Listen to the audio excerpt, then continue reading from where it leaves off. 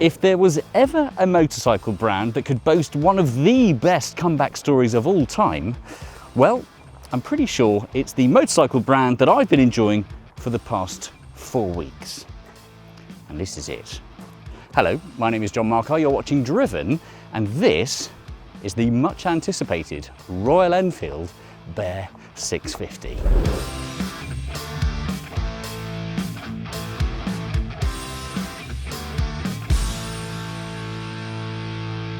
Ah yes, Royal Enfield, the motorcycle brand which in my opinion is almost impossible to dislike.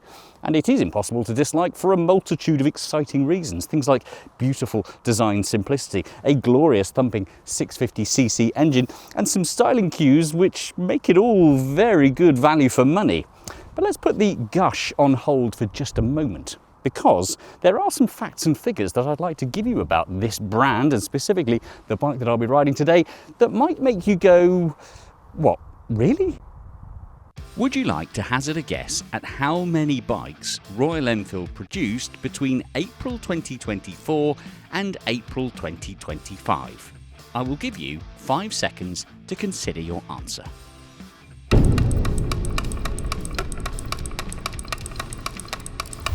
The answer, and brace yourselves here, is 1,009,090 bikes.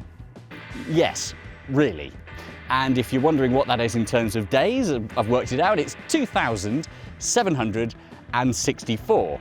And if you're wondering how much that is in hours, that is 115 bikes every single hour. Or just a smidge under 2 bikes every single minute. Yeah, and if you're wondering, well, how, why, and where on earth are all these bikes ending up? Well, the answer to that question is almost exclusively India. India took ownership of Royal Enfield in the 1990s, but had been producing bikes on behalf of the formerly British brand since the 1950s. Then, the British did what the British do best and sort of gave up, and Royal Enfield became an entirely Indian enterprise.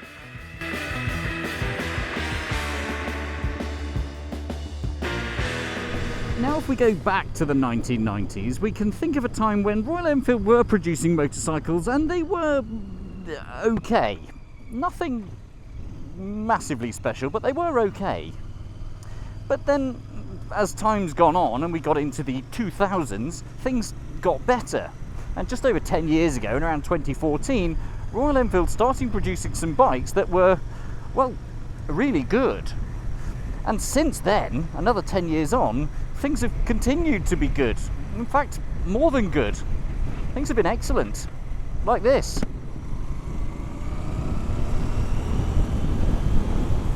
The Bear 650 is the latest in the range of new age Royal Enfields to feature the iconic 650 twin engine. As a motor, it's beautifully simple, boasting a humble output of 47 brake horsepower and 56.5 Newton meters of torque at 5,150 RPM. So the engine is good. I think I've made that very clear. But what about the rest of it? Is the rest of it good? Well, yeah, generally speaking it is actually. We have got some lovely updates and upgrades to the Interceptor, which of course the Bear 650 is based on. And some of those upgrades include some brand new Showa forks up front. So we've got Showa forks up front dealing with the suspension at the front of the bike.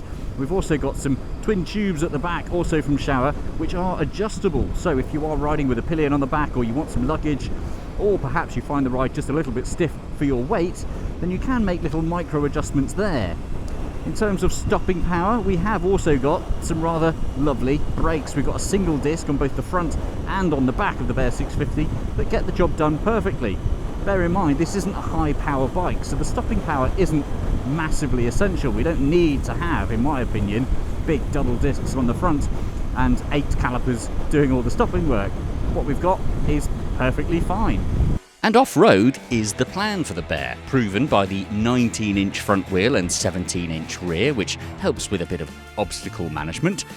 And on the subject of wheels, both are wrapped in semi-knobbly tyres from MRF, which are smooth enough for the road and knobbly enough for the occasional rough terrain.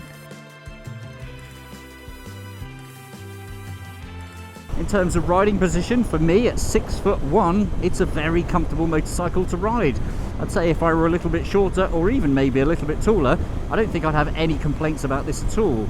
And given the suspension that we've got on here, I do find the ride quite compliant, bearing in mind I am 85 kilos of mass. Yes, if you've been watching a lot of our videos, congratulations to me, I've lost a little bit of weight. And at that sort of weight, again, it's all good. You might find if you're a little bit smaller and lighter than I am, firstly, congratulations, and secondly, you might just want to soften the rear shocks just ever so slightly, but I mean that very literally, just ever so slightly. The general geometry of the bike feels fantastic through the corners. You can trail brake into the corners with the rear brake and everything feels very secure, very good. And, well, everything's kept in check by some semi-knobbly tyres. But they are, strictly speaking, budget tyres. And I don't think Royal Enfield will tell me off for saying that, because they are MRF branded semi-knobbly tyres.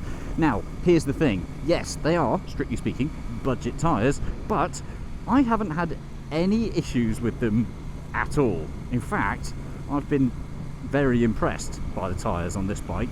And of course, being semi-knobbly, that does mean that you're not restricted to just the tarmac.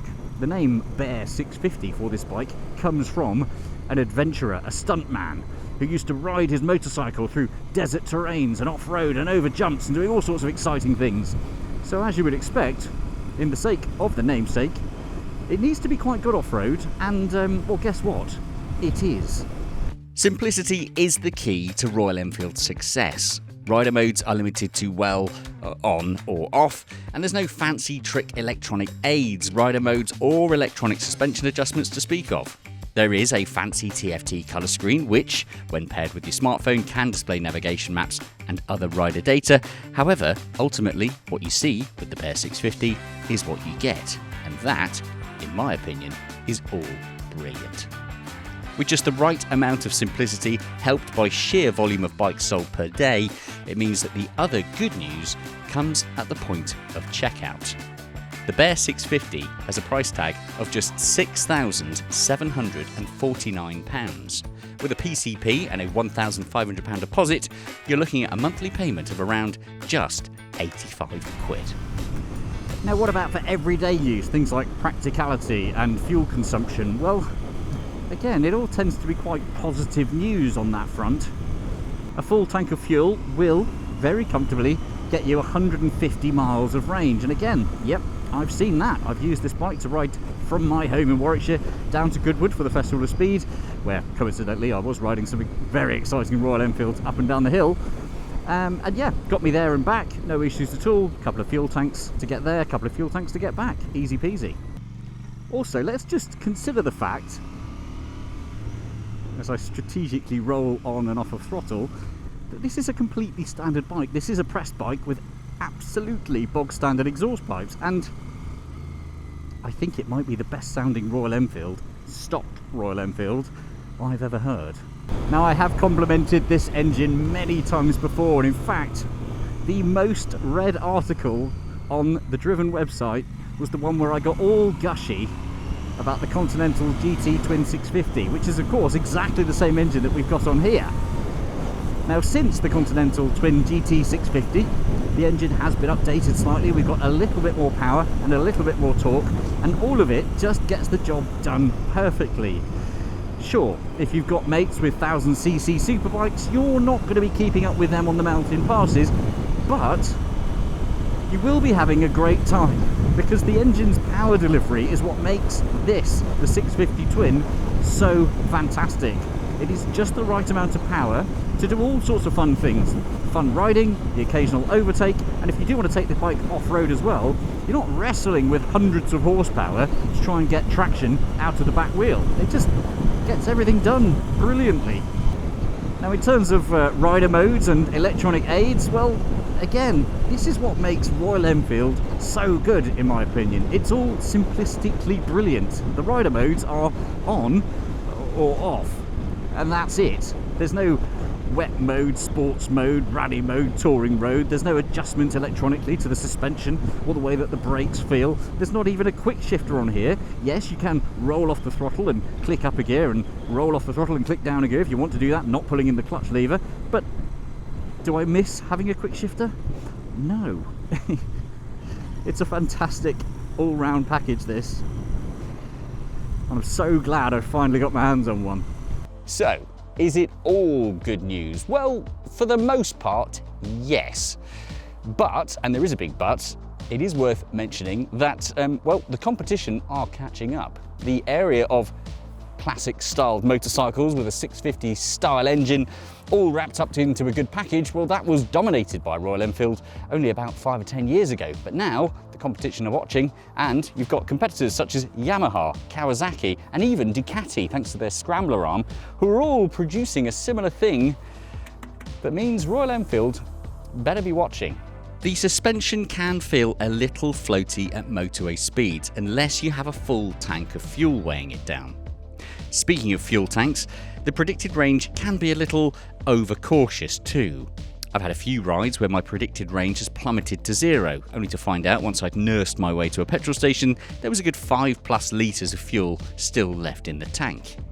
That you'll learn to live with, and some tweaks to the tyre pressures may fix the floaty handling. But there are other features, like a mix of old and new buttons, that spoil the overall finish of the bike. And on spoiling things, the TFT Bluetooth link is an excellent idea in principle, but it is a little bit clunky in practice. Most of the time, I've opted to mount my phone to the handlebars and use it for navigation, rather than trying to get the screen to link to the phone. So, the Bear 650, the much anticipated bike, the updated version of the Interceptor. Worth the wait? Yeah, I'd say very much so. And you can see all of my conclusive thoughts in a good old-fashioned written article right now on the website, driven.site/words, if you want to have a read of that. But to summarise, great styling, fantastic engine, and a price point that, let's be honest, makes this a pretty good deal. Good bike. Thanks for watching. Goodbye.